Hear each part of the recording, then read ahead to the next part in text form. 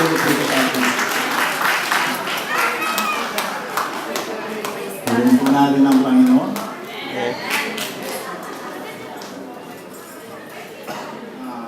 Papasalamat po ako na dinala ko ng ating Panginoon dito.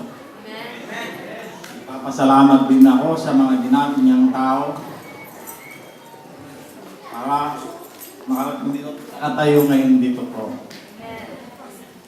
May konting ibabahagi sa inyo sa aking buhay dito sa Italia. Dati po ako may trabaho, pero nawala po yun hanggang sa pumunta ako dito sa Milano at natulog na lang po ako dyan sa Centrale, sa Parco. Hanggang sa makilala ko ang Panginoon at ang mga ginamit niyang tao upang makalating ako dito. Maraming salamat sa inyong lahat, lalong-lalo na sa ADMEP.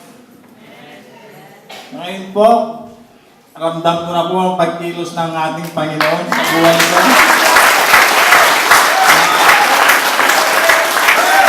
Nagiging malakas ako po dahil sa Kanya po.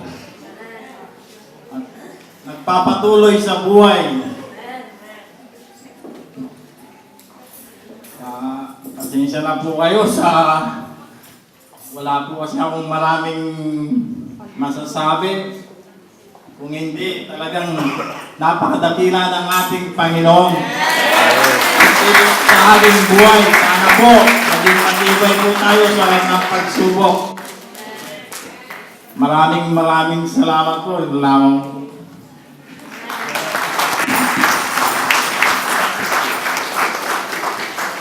Nakita po natin matibay na si Kuya Ronnie. Every time na